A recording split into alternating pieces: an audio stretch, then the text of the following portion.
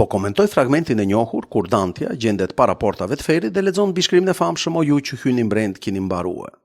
Është fillimi i këngës të tretë, çfarë ka ndodhur deri në këtë moment të poemës.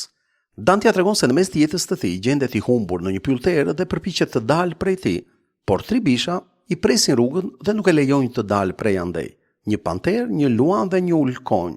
E pylli simbolizon jetën mëkatare të Dantes dhe të çdo lexuesi në fakt, në cilin humbim në përditësi, nuk dalim dot. Jo më kot thot në mes të shtektimit të jetës u gjenda në një pyll të erët se kisha humbur rrugën e vërtet.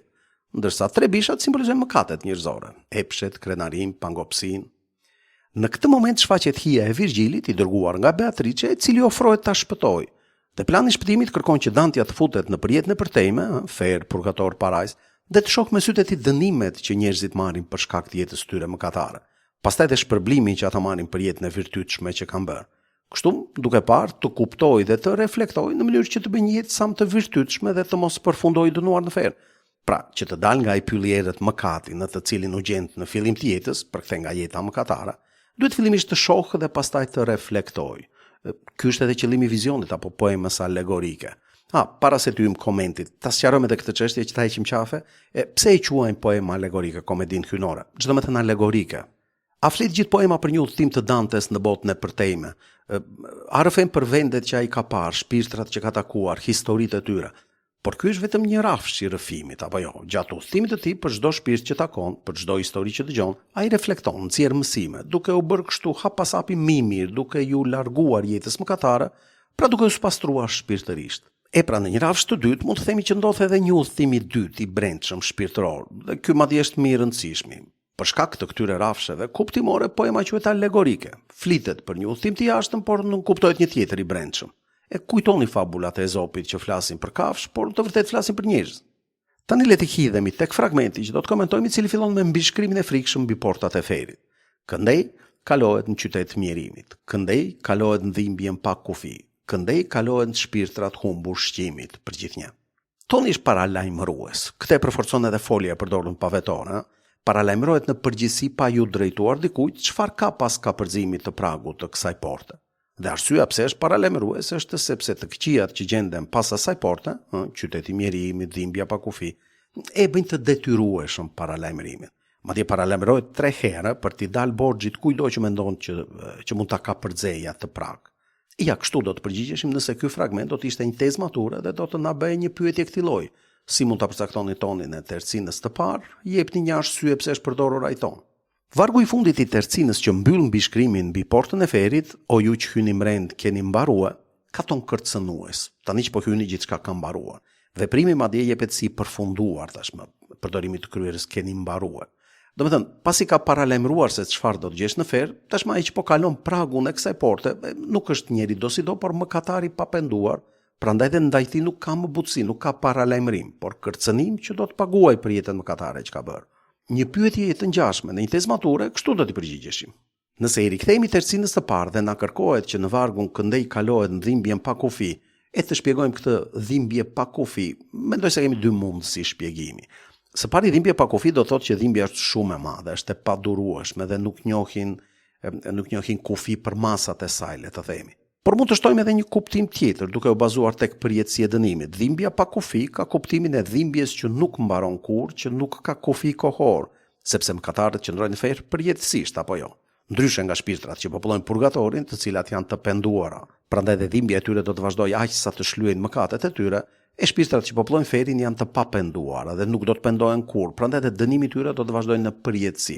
Prandaj nuk kanë shpresë të shpëtojnë ndonjëherë, prandaj dhe janë të humbura për gjithnjë. Këndej kalohet në shpirtrat humbur shqimit, në shpirtrat humbur për gjithnjë. Kështu do të përgjigjemi nëse duke u nisur nga ky varg na pyesin cila është arsyeja që shpirtrat quhen të humbur për gjithnjë.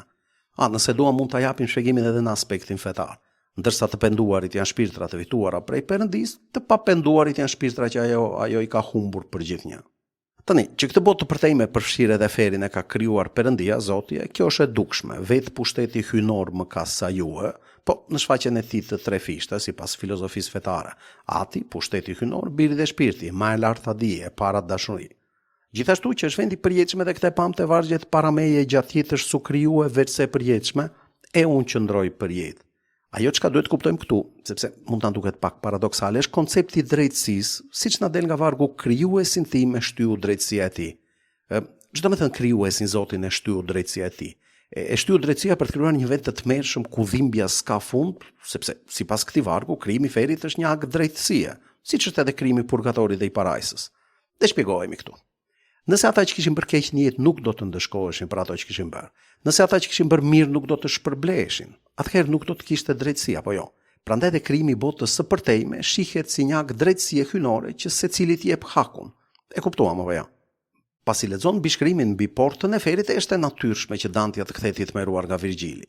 Ja, këto fjalë me shkronjë zeza vet, i pash të shkruar mbi një portë, me droj, pëshprita, pris, a e sheh ç'më pas ka gjetë? Çfarë ndjen ai në këto momente? Në këto momente Dantja ndjen frikë, droj. Pasi lexon bishkrimin në portën e ferit, ai friksohet e tregon këtë së pari pëshpëritja me droj, dhe së dyti fjalët që i thot Virgjilit, e sheh ç'më pas ka gjetë? Po pse duhet ta paraqit veten të friksuar në sy të lexuesit? A nuk ka mbrojtje Virgjilin?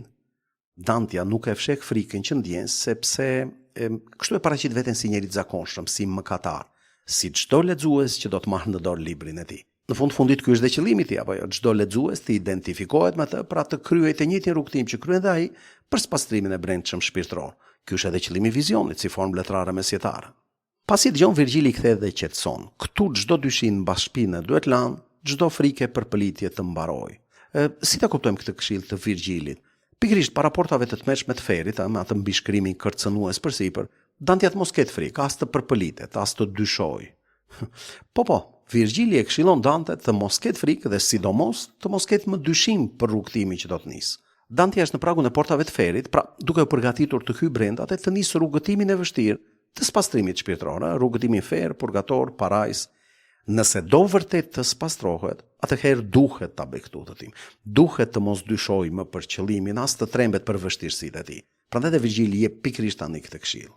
E pra ky është komenti, më tepër rikujtimi fragmentit të njohur para portave të ferit në formatin e një teze mature me pyetje të përkatëse. Ne shpresoj të kem qenë i qartë dhe të kem ndihmuar.